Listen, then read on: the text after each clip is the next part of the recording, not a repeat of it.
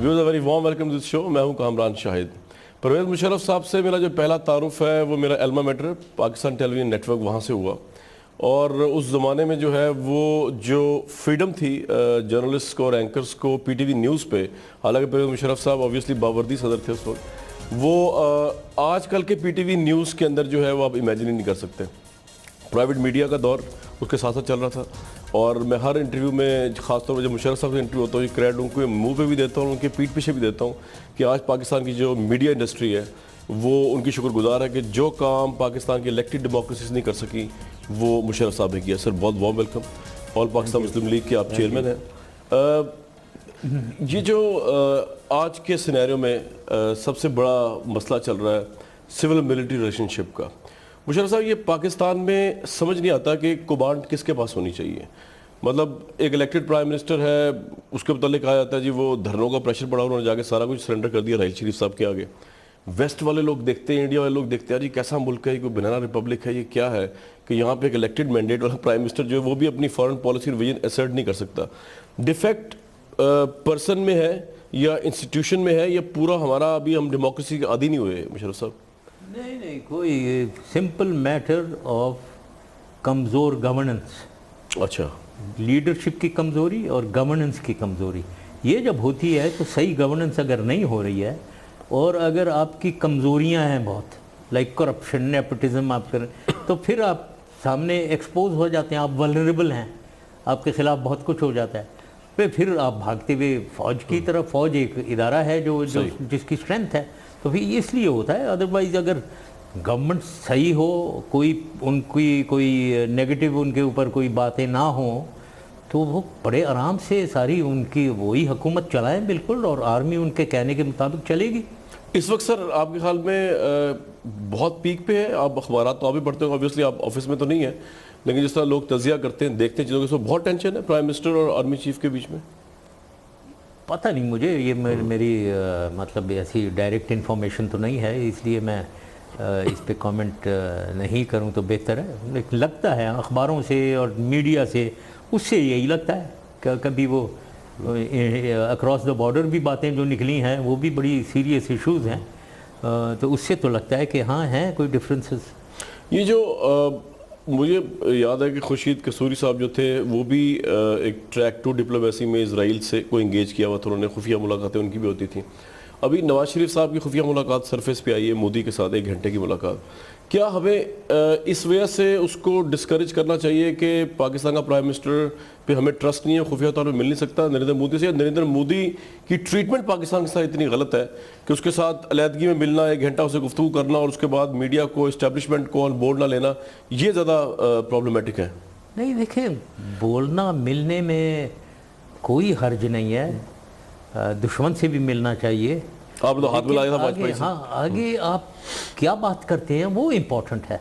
अब जाकर अगर उसके सामने झुक जाते हैं आप और वो आपकी बेइज्जती कर रहा है अलग से उससे मिलने से पहले, और आप उस पर रिएक्शन नहीं दिखा पा रहे हैं, या उससे जब मिलते हैं तो उसे ये नहीं बता सक रहे हैं कि भाई आप ऐसी हमारी भी एक इज़्ज़त है तो उसको हम बरकरार रखेंगे, उसको नहीं आंखों में आंखें डालकर कह सक रहे हैं, और यतीम उसके सामने बने हुए हैं, तो फिर तो बुरी बात है ना। ये क्या मिलना है?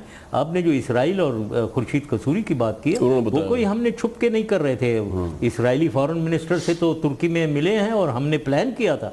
हमारी एक हिकमत अमली थी जो पाकिस्तान के हक में, सबसे पहले पाकिस्तान के हक में एक हिकमत अमली थी हमारी, जिसके मुताबिक हम आगे चल रहे हैं। उसमें हम ग्रेजुअली इजराइल को एक्सेप्ट भी कर सकते थे?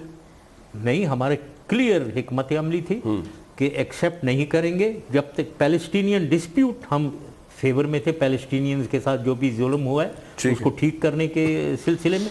जैसे भी पैलेस्टीनियन डिस्प्यूट की रेजोल्यूशन की तरफ हम आगे बढ़ेंगे, वैसे हम इसराइल के साथ अपने ताल्लुकात को रिव्यू करते रहेंगे।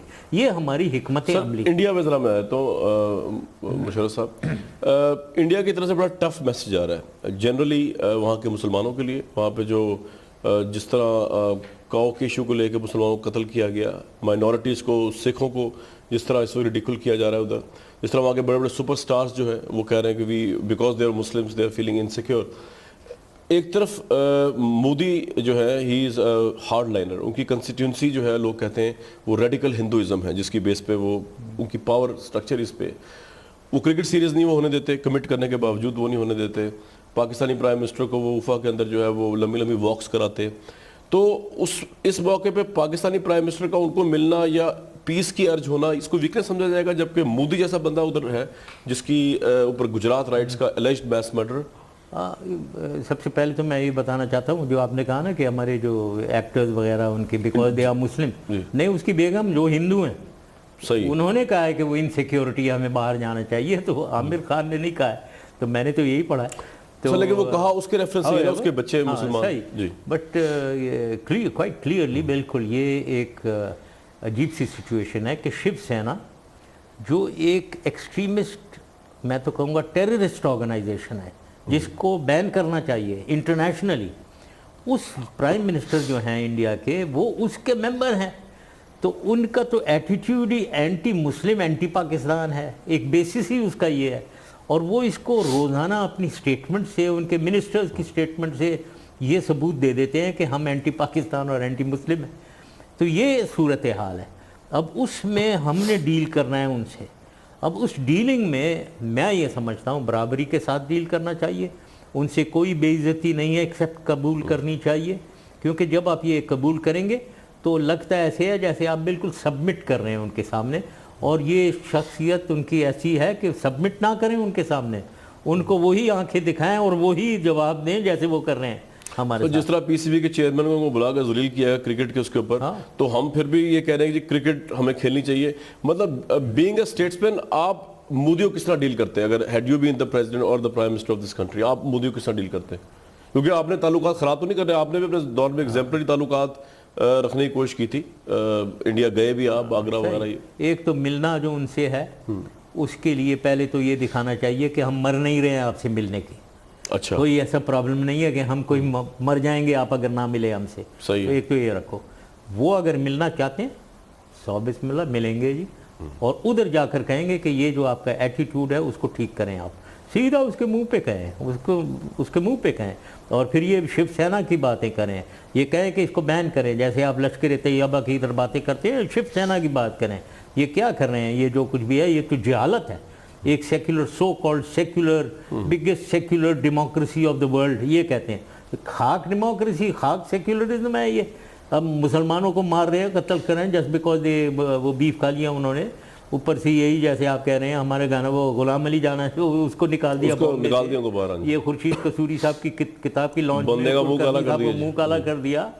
ये क्या है? और ऊपर से अब वो आमिर खान के पीछे लगे में, आमिर खान, शाहरुख खान, सलमान खान, जितने मुसलमान वो हैं, यहाँ तक कि दिलीप कुमार को भी सुना है ये गद्दार है। और ये तो ये क्या? और फिर उसने वर्ड जो इनका जो है शिवसेना का, अब जो बाल ठाकरे का बेटा है ना, राज ठाकरे, जी जी बेटा नेव्यू है, जी जी, उसने कहा, उसने मैंने जो पढ़ा है उसने कहा है कि if you again Aamir Khan को say that India is not a safe place, I will kill you. ये मैंने ये अपनी आंखों से पढ़ा है किताब में, इन्वर्टेड कॉमा में। वो ये कह सकता है वैसे, अगर ये उसने कहा है वो कह सकता है, ये तो टेररिस्ट है। तो ये क्या, ये टेररिस्ट नहीं है? तो इसको क्यों नहीं है रेन मेन ना? ये जब हमारे से बार बार बॉम्बे, लश्कर तैयबा, हाफिज सईद, तो हम ये क्यों नहीं बात करते हैं? और वो तुम्हारी वो हमारी समझौता एक्सप्रेस, वो कर्नल जो था इन्वॉल्व था सर, गुजरात में जो हुआ है, जो गुजरात में ये हम ऑफेंसिव पे नहीं जाते, हम इसका जवाब दे रहे होते हैं। तो आई वुड सजेस्ट आपकी मीडिया में भी उसके जवाब पे ना जाएं, उसे छोड़ें जी। आप ये पहले तो इसकी हमें जवाब दें, आप ये जो आप लोगों ने किया है, ये कर रहे हैं, और ये जो शिवसेना है आपको, तो be on the offensive. I would be on the offensive. लेकिन मोदी तो खुद बड़ा अग्रेसिव है, उसको किस तरह डील किया जाए? मतलब पाकिस्तान के स्टेट्समैन किस तरह उसको डील करें? मतलब व्हाट विल योर इनपुट? आप 10 साल इस मुल्क के सरबराह रहे। ऑफेंसिव मीट विद ऑफेंस, बिल्कुल, मतलब बातों में ऑफेंस, या फिर वो और जेस्चर, बॉडी लैंग्वेज बिल्कुल, body language should be strong. अब ये जो बिल्कुल चिपके बैठे दोस्ताना कोई ये भी हो रही थी पेरिस में, क्या हो गया? कोई लव अफेयर हो रहा है कि यार दूर करके बैठो। तो जुड़ के बैठे हुए थे जैसे कि सदियों का याराना। बात ये है कि इनकी, अब जैसे एक दफ़ा वो हॉल में जब ये गए थे उफा में जी, वहाँ एक तो बाहर रिसीव करना चाहिए था उन्हें, मेहमान आए हैं आपके, और बाहर नहीं तो कम से कम उस हॉल के एंट्रेंस में तो रिसीव करो उधर, वो भी नहीं, वो इतनी दूर लंबे हॉल में साइड पे खड़े में। अब उधर रिएक्शन मैं तो आप वो क्या करते हैं अगर इतनी दूर आपको बुलाते हैं तो? मैंने बड़ा सोचा, मैं ये करता कि उसके 8 जो लोग खड़े हुए थे ना, पहले उनसे शुरू करते हैं, मैं उधर से शुरू करता, नंबर 1 से शुरू करता, क्या हाल है आपके, आप ठीक ठाक है, नंबर 2 से उसको इंतजार, मोदी को आप 12वां खिलाड़ी बना देते हैं। यस बिल्कुल, खड़े नहीं, इंतजार करें, या फिर आए मेरे पास आए, यहाँ आए, फिर इंट्रोड्यूस करें आपके लोगों से, कुछ तो करें ना, बिकॉज ये कोई तमीज़ की बात नहीं है, this simple protocol, simple diplomatic protocol. एक मेहमान आया है और प्राइम मिनिस्टर ऑफ पाकिस्तान आया है, he must be received. Sir लेकिन इंडिया की जो बड़ी इंपॉर्टेंट जर्नलिस्ट है बरखा दत्त साहिबा, बड़ा क्रेडिबल नाम है इंडिया के जर्नलिज्म में, उन्होंने कहा कि नवाज शरीफ साहब के जो है वो बिजनेस इंटरेस्ट है वहाँ पे, तो अब जब बिजनेस इंटरेस्ट हो गया और जो मीटिंग ही जो कराई है जिसके मुतालिक आ रहा है घंटे खुफिया मीटिंग, ये भी वहाँ के बहुत बड़े इंडस्ट्रियल टाइकून ने कराई है, पहले मित्तल ने कराई थी, उसके बाद अब इसने कराई है, तो बिजनेस इंटरेस्ट भी तो अब मोदी को किस तरह डील करेंगे अगर आपका बिजनेस इंटरेस्ट इंडिया में है? अगर आपका बिजनेस इंटरेस्ट इंडिया में है, मेरा है, I am the prime minister और आई एम द प्रेसिडेंट, तो मैं कॉन्फ्लिक्ट ऑफ इंटरेस्ट नहीं आ जाएगा? यस आ जाता है। तो पहली चीज़ तो मेरे बिजनेस इंटरेस्ट कभी होने ही नहीं चाहिए। Hindustan is the last place जहाँ कोई बिजनेस इंटरेस्ट होना चाहिए, because we know what they are, क्या है हमारे साथ, कैसा उनका रवैया है, तो होना ही नहीं चाहिए। अब है तो वाकई में देखें, जितनी भी ये सॉवरेंटी आदमी लूज़ करता है जब किसी पे आपकी डिपेंडेंस होती है, आपकी मेरी आप पे कोई डिपेंडेंस, आपसे मैंने कर्जा लिया हुआ है, आपसे कोई, तो मेरी sovereignty, you will can dictate to me, और अगर वो नहीं है तो आप नहीं डिक्टेट कर सकते, तो मैं भी आपको उतने ही। लेकिन सर वो जाते जाते ये बात कह दूँ आपको मैं कि जो PMLN की गवर्नमेंट या उनके स्पोक्स पर्सन है, उनका ये कहना है उसकी जिम्मेदारी आप पे है, ना आप जो है वो हुकूमत की बर्खास्त करते, ना इनको मुल्क से बाहर भेजते, तो वहाँ बाहर जाके जो इंडस्ट्रीज लगाई वो मुबैना तौर पे इंडियन बिजनेसमैन ने फिर शायद सपोर्ट किया उनको, और वो हालात ऐसे थे कि उनको करना पड़ा। अगर वो पाकिस्तान में रहते फलते फूलते इत्तेफाक फाउंड्री अगर कर रही होती ग्लो, तो फिर ये मसले ना होते कि इंडिया उसमें करे। आप थोड़ी जिम्मेदारी लेते हैं आप? चलो जी, मैं माफ़ी मांगता हूँ इस जिम्मेदारी, अगर ये मेरी वजह से इन्होंने उधर खोल लिया इंडिया में, अदरवाइज कि इंडिया ने फिर सपोर्ट किया जद्दा में इंडस्ट्री वाले को कि इनके पास नहीं थे। सही, ये कहा जाता है बड़ी इंडस्ट्री उधर उधर छोड़े इनके, तो लंदन में वगैरह सारी इंडस्ट्री आ जो। मुशर्रफ साहब, कराची जो ऑपरेशन है जहाँ हम बैठे हुए इस वक्त, उसको लेकर ये बात की जाती है कि देखिए परसेप्शन की बात है, हमारे पास भी कोई डायरेक्ट न्यूज़ तो नहीं होती, इस तरह आपके पास नहीं है, कि आर्मी का ये परसेप्शन है कि जी ऑपरेशन ज़रबे जो सक्सेसफुली हो रहा है, उसके अंदर तो जवान शहीद हो रहे हैं, जबकि चीफ जस्टिस भी कह रहे हैं और कोर कमांडर कॉन्फ्रेंस भी कह रही है गवर्नेंस इतनी पुअर है, करप्शन इतनी राइज पे है, काम हो नहीं रहा, बैड गवर्नेंस की वजह से जो जवान शहादतें दे रहे हैं वो भी रायगां जा रही है। ये आपके ख्याल में जेन्युइन एनालिसिस है? और ऐसी और आपके ख्याल में जैसा चीफ जस्टिस भी कह रहे हैं कि जी इस मुल्क में बद इंतजामी का अरूज है, करप्शन का अरूज है, इदारे तबाह हो चुके हैं, कोई सुधारती निज़ाम लाने की बात कर रहा है, और आर्मी चीफ जो है वो कोर कमांडर कॉन्फ्रेंस में कह रहे हैं कि जी हमारी सारी एफर्ट ज़ाया हो रही है बैड गवर्नेंस की वजह से। आप समझते हैं ये वजह भी सिविल मिलिट्री रिफ्ट है? हो सकती है? मतलब फ्रैंकली अगर कोई फैक्ट बोल रहा है, सही बात कर रहा है, या तो आप कहें गलत बात कर रहा है, तो फिर तो बात बनती है। अगर सही बात है तो एक सेल्फ एनालिसिस चाहिए भाई। इस हुकूमत, देखें हुकूमत आवाम के लिए है, लोगों के लिए, आवाम की स्टैंडर्ड ऑफ लिविंग, आवाम की खुशहाली बढ़नी चाहिए। यहाँ तो घट रही है, बुरी हालत है। तो अगर गवर्नेंस की कोई नुक्ताचीनी कोई कर रहा है तो इसको बुरा मानने की ज़रूरत नहीं है। आप उससे कहें कि हम इम्प्रूव करेंगे, या उनसे बात करें कि क्या जो कुछ भी शिकायत है उसे दूर करें अगर जेन्युइन है। सर मार्शल लॉ खतरा तो कोई नहीं ना इस मुल्क में भी है? नहीं, आई डोंट थिंक सो। अच्छा, हुकूमतें, लेकिन सबसे पहले पाकिस्तान, आई मीन देखिए, अगर पाकिस्तान का ही बेड़ा गर्क हो रहा है, पाकिस्तान ख़त्म हो रहा है, तो फिर तो कुछ भी पाकिस्तान में जायज़ है। ये जो कहा जाता है मिलिट्री कहती है कॉन्स्टिट्यूशन में लिखा हुआ है इंटरनल एक्सटर्नल सिक्योरिटी का जिम्मेदार है, तो उस इंटरनल सिक्योरिटी में ये भी आ जाता है कि अगर गवर्नेंस बहुत ख़राब हो जाए तो मिलिट्री टेक ओवर कर सकती है, मतलब इसकी इम्प्लाइड मीनिंग लिया जाएगा। देखें, ये अनफॉर्चुनेटली बैड गवर्नेंस की चेक्स एंड बैलेंसेस नहीं है। ये बातें इसलिए हैं कि कॉन्स्टिट्यूशन में बैड गवर्नेंस जो प्राइम मिनिस्टर कर रहा है या हुकूमत कर रही है, उसकी चेक्स नहीं है, उसके ऊपर चेक नहीं है। जैसे पहले 58(2)B था, 58(2)B के ऊपर हमने एक नेशनल सिक्योरिटी काउंसिल भी बिठाई कि ताकि वो तो नवाज शरीफ साहब को पहले से पसंद नहीं आई थी, आपको पता ही होगा, लेकिन वो 58(2)B के ऊपर हमने कंट्रोल कर लिया कि ताकि वो प्रेसिडेंट इम्पल्सिवली ना डिसॉल्व करे। या आर्मी मिलिट्री कमांडर भी इम्पल्सिवली मार्शल लॉ ना लगाए, इसलिए एनएससी बनाया। तो वहाँ एक फोरम में डिस्कशन करके गवर्नेंस भी अच्छी हो, प्राइम मिनिस्टर को भी हिदायत किया जाए या चेक किया जाए। वो चेक्स एंड बैलेंसेस हैं ही नहीं। अब देखें ना, मुल्कों में, ऑस्ट्रेलिया में मेरे ख्याल में 5-6 प्राइम मिनिस्टर चेंज हुए हैं पिछले 5-6 सालों में। तो कोई सिस्टम है ना जिसमें ये अलाउड है, ये हो जाता है। यहाँ तो नहीं है। तो आप समझते हैं 58(2) से काम ठीक हो सकता है?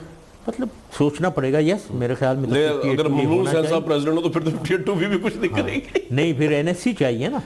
यहाँ एनएससी में जहाँ फौजी भी बैठे हुए हों, 4 सारे चीफ मिनिस्टर्स बैठे हुए हों, लीडर ऑफ ऑपोजिशन भी है, अगर उनका प्रेशर होगा तो शायद ममनून साहब जैसे शख्स भी कोई एक्ट कर जाए। अच्छा, मुशर्रफ साहब, ये एक सवाल है, बड़े लोग पूछते हैं, आप खुद आर्मी चीफ रहे हैं, आर्मी चीफ और प्राइम मिनिस्टर जो होता है उसकी क्या बॉडी लैंग्वेज होती है पाकिस्तान में? मतलब वो कमांड कर रहा होता है आर्मी चीफ? नहीं, बिल्कुल नहीं होना चाहिए। बिल्कुल वो डिक्टेट भी नहीं कर रहा होता?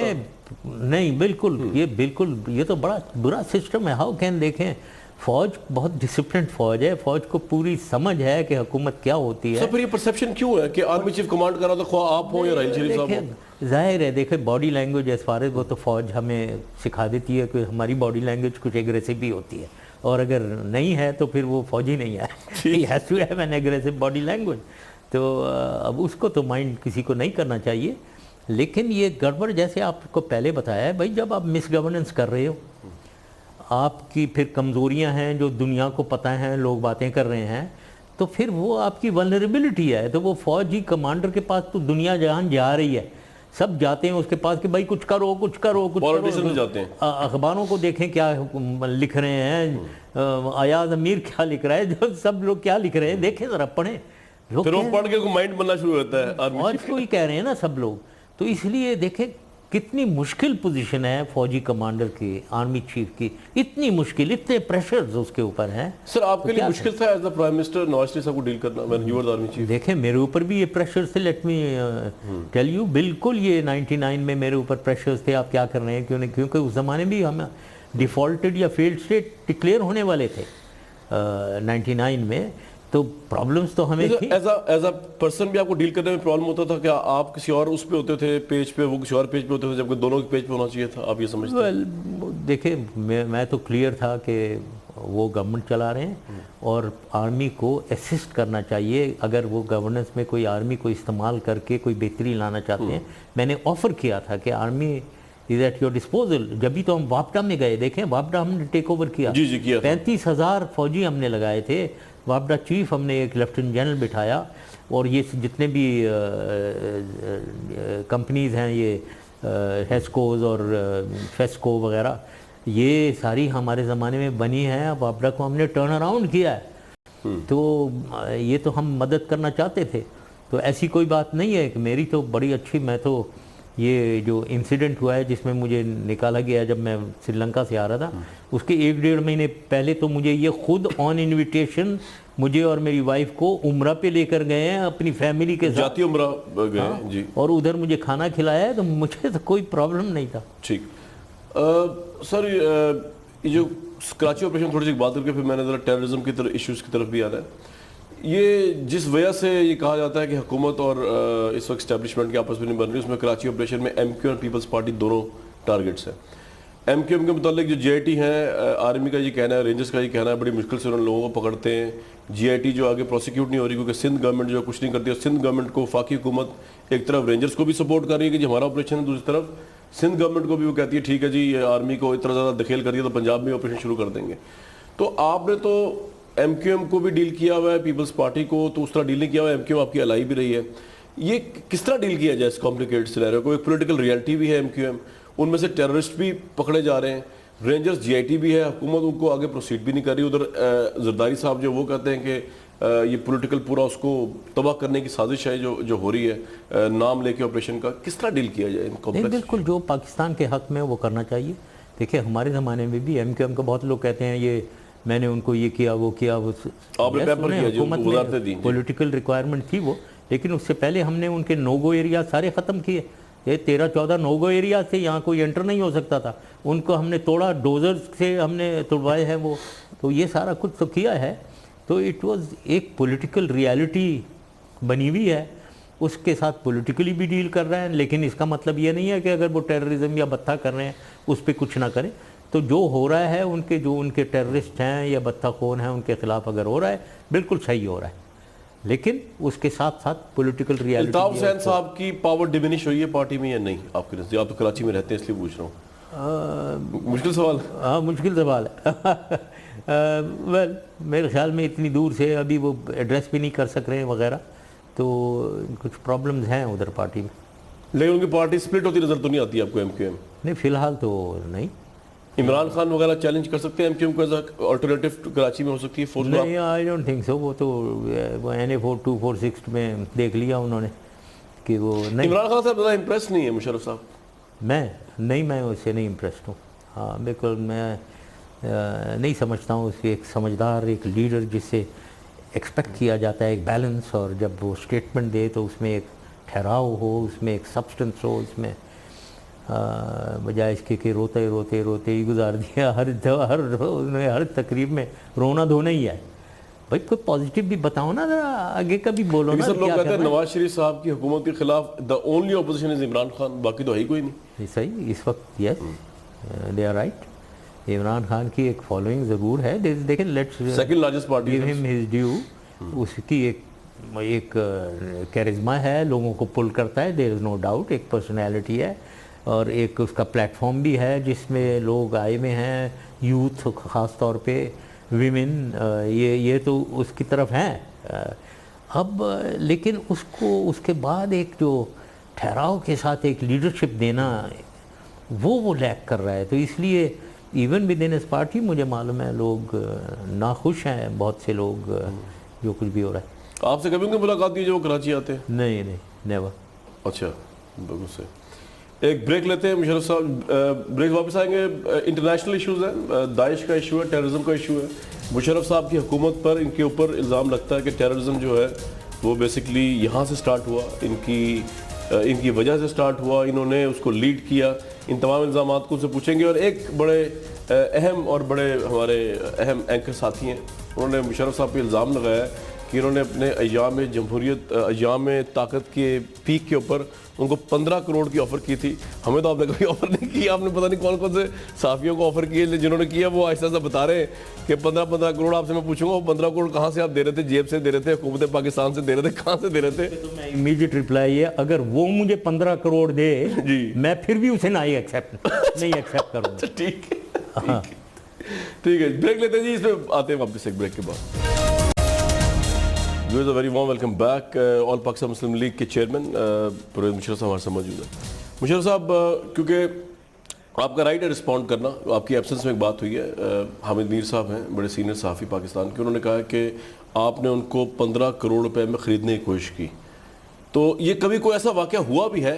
ये तो आपने ज़रा मजाक की एक बात कही ना कि अगर वो भी आपको देते तो आप ना करते, लेकिन ये क्या इसके बैकग्राउंड? कोई ऐसी चीज़ ही नहीं हुई। मैं ऐसे लोगों से मैं मिलना भी नहीं चाहूँगा इस किस्म के इंसान से। और वो जैसे मैंने कहा ये मुझे 15 करोड़ दे दे फिर भी मैं इसको अपने साथ नहीं रखूँगा। तो ऐसा कोई वाक़या नहीं हुआ? नहीं बिल्कुल फजूल बकवास। और कभी सीक्रेट फंड्स भी आपने साफियों को नहीं दिए या बांटे डिस्ट्रीब्यूट के?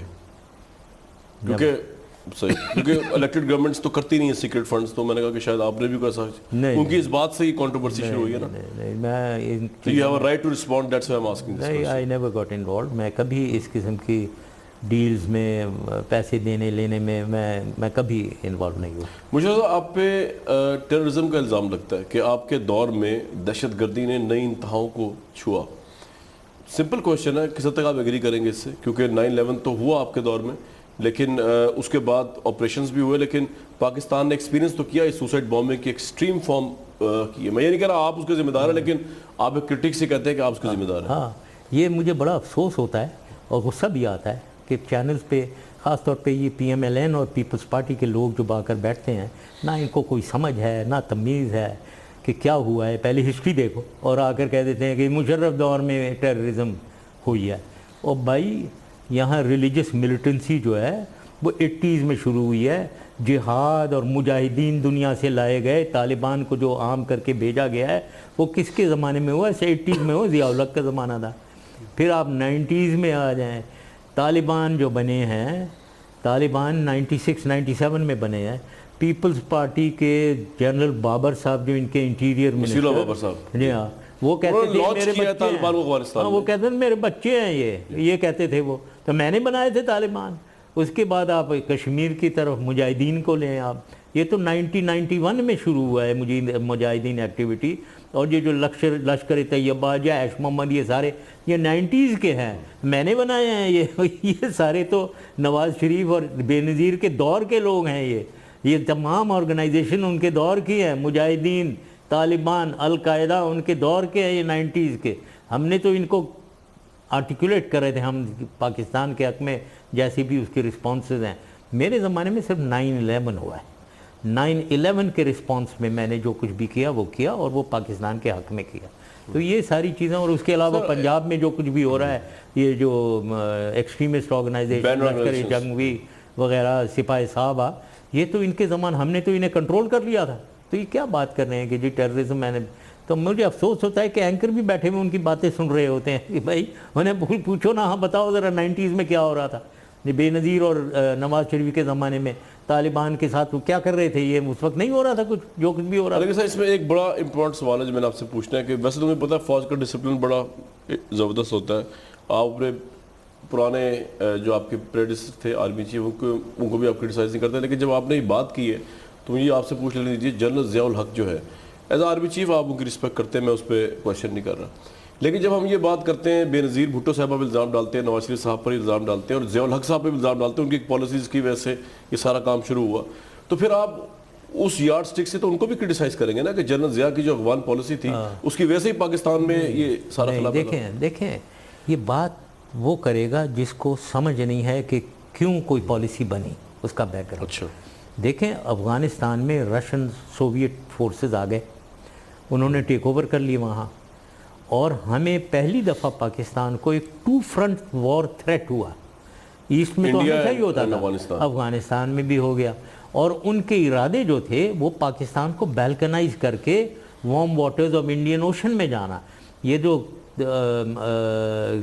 ग्रेटर बलूचिस्तान, पख्तूनिस्तान, ये सारे स्टंट अफ़गानिस्तान के थ्रू यहाँ, ठीक है। अब ये थ्रेट हमें था, तो इसलिए हमारे इंटरेस्ट में था कि सोवियत यूनियन के फोर्सेस को उधर से निकाला जाए और उनको डिफीट किया जाए वहाँ। तो ये स्ट्रैटेजी थी, और वेस्ट की भी स्ट्रैटेजी ये थी कि कम्युनिज्म फैल रहा है, आगे आ रहा है, कम्युनिज्म को कंटेन किया जाए। तो ये दोनों के इंटरेस्ट एक हो गए। ये नहीं है कि हम अमेरिका की चमचागिरी ज़ियाउल हक कर रहे थे, ये हमारे इंटरेस्ट में था। लेकिन सर आपको याद है एक और चीज़ में हमें फौजें बढ़ानी पड़ी। हमने पेशावर में जो कोर है 11 कोर और क्वेटा में जो 12 कोर है, ये सब इसलिए बनाई गई क्योंकि वहाँ हमें थ्रेट हुआ। ठीक है, लेकिन आपको याद है यूनिवर्सिटी ऑफ लंदन में आपका मैंने एक सेशन किया था स्टूडेंट्स के साथ, तो उसमें आपका ये आर्गुमेंट था कि आपने जनरल ज़ियाउल हक की पॉलिसी को डिफेंड किया। आपने कहा जी उस वक्त ये पॉलिसी थी, अमेरिका चाहता था और हमारी भी ये नेसेसिटी थी।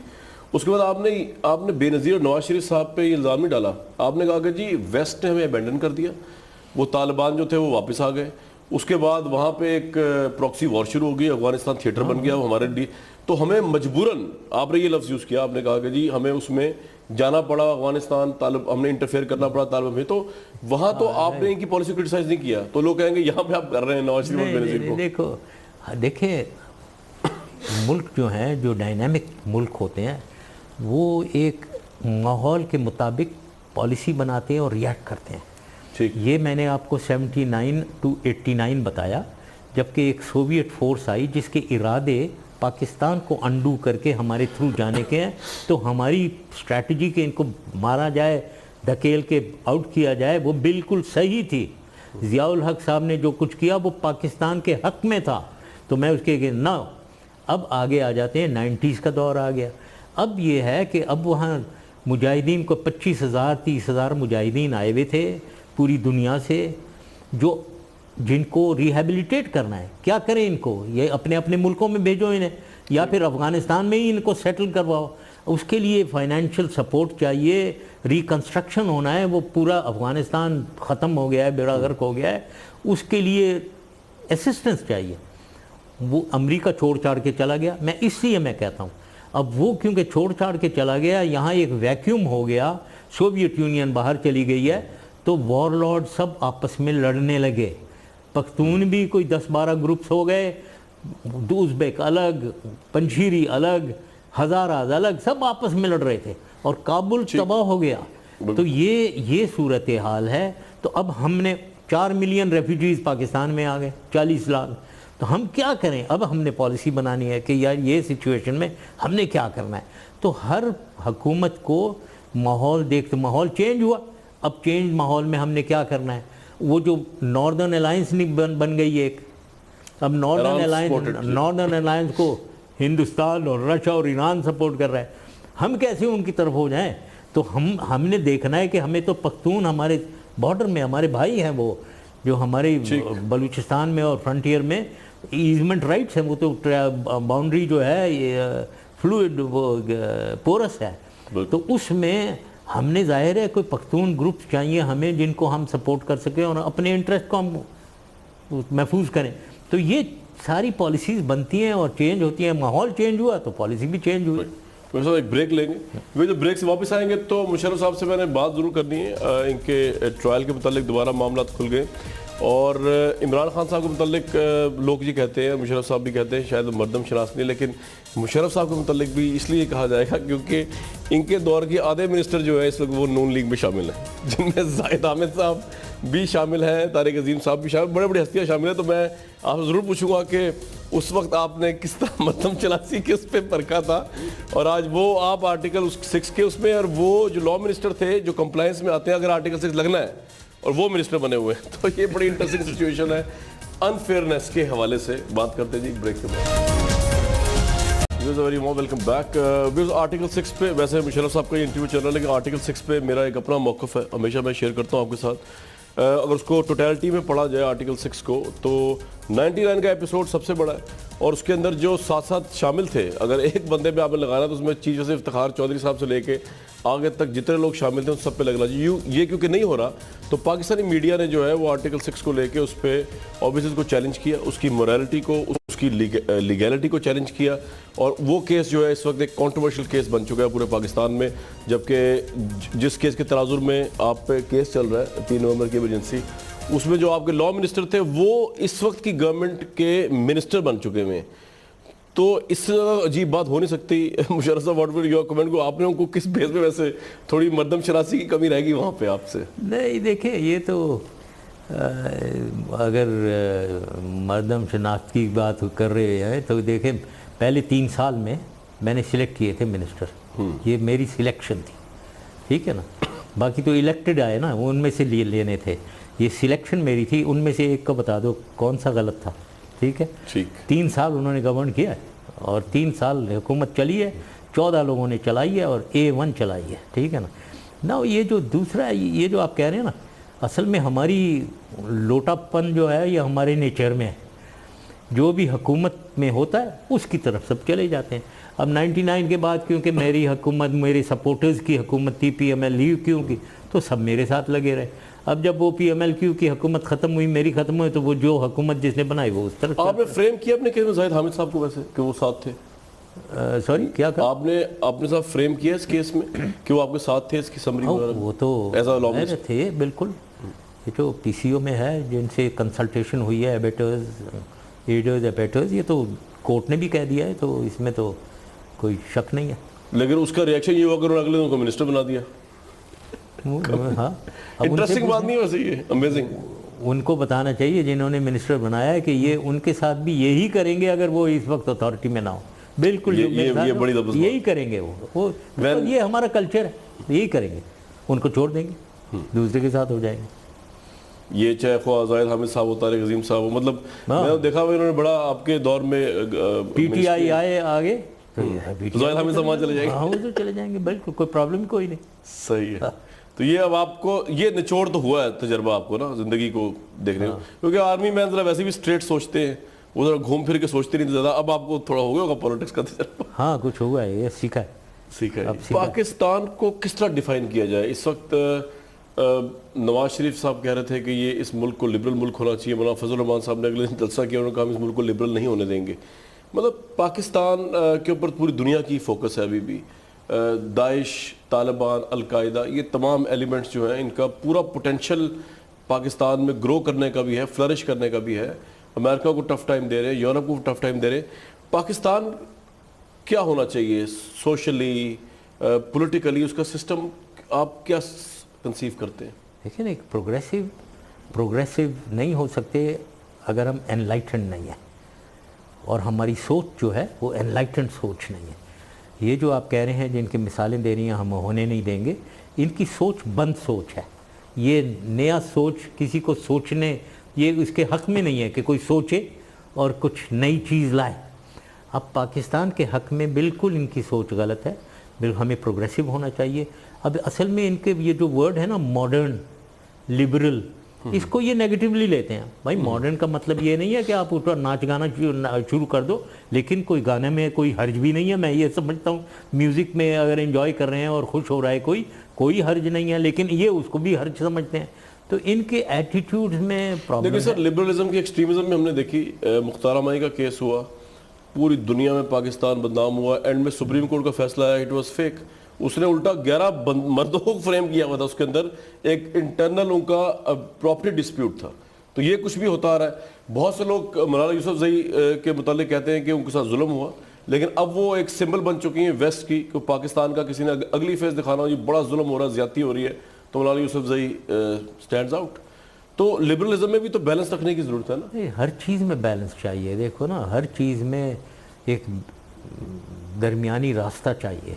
अगर आप मॉडर्न लिबरल हैं तो वो बिल्कुल दरमियान में चलें, आप ना ओवरडू करें उसे, ना अंडरडू, लेकिन दूसरी साइड पे बिल्कुल ही कोई ऐसी सोच हो जो देख रहा हो कि हंसना, खुश होना, वो बिल्कुल हर चीज़ ही सैडिस्ट अप्रोच, सैडिस्ट अप्रोच जो है, मतलब आप बिल्कुल ही ना हंसे ना। पाकिस्तान के मुतालिक आप ऑप्टिमिस्टिक हैं? सॉरी, पाकिस्तान के मुतालिक ऑप्टिमिस्टिक हैं? मैं तो ऑप्टिमिस्टिक हमेशा होता हूँ कि पाकिस्तान में बड़ा पोटेंशियल है, लेकिन जाहिर है इस किस्म की सोच से डील करना पड़ेगा और टफ तरीके से डील करना पड़ेगा, क्योंकि ये जो हैं ये अपनी सोच को ज़बरदस्ती गोली के ज़रिए, फोर्स के ज़रिए दूसरे पे मुसल्लत करना चाहते हैं। ये प्रॉब्लम है। ये नहीं होना चाहिए। भाई आप डिस्कशन करें, आप अपने व्यूज़ दें टीवी पे। अब तो टीवी भी इंडिपेंडेंट है सारा, इस पे दें, किसी फोरम पे दें, लेकिन एक शरीफाना तौर पे एक इंसानों की तरह बैठ के आराम से अपने व्यूज़ प्रोजेक्ट करें।